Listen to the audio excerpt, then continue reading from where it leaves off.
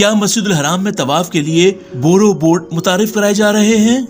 مسجد الحرام میں golf cart کی جگہ ماحول دوست طواف کے لیے ہوور بولٹ کے استعمال کی خبر جعلی نکلی۔ مسلمانوں کی مقدس ترین مساجد مسجد الحرام اور مسجد نبوی کی اندرونی خبروں سے آگاہی فراہم کرنے والی سرکاری ٹویٹر اکاؤنٹ انسائٹ دی حرمین نے طواف بورو بوٹ متعارف کرائے جانے کی تردید کی۔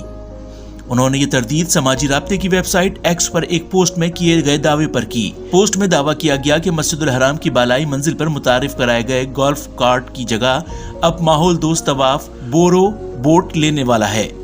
پوسٹ میں یہ بھی کہا گیا کہ اس اقدام کا مقصد بزرگوں کو آسانی عمرہ کرنے کی سہولت فراہم کرنا ہے۔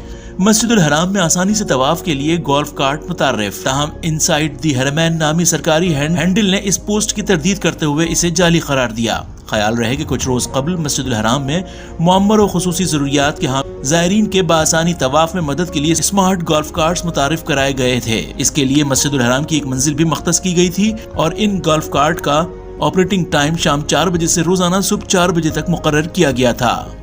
اجازت دیجیے، ملتے ہیں اگلی ویڈیو میں۔ اللہ حافظ۔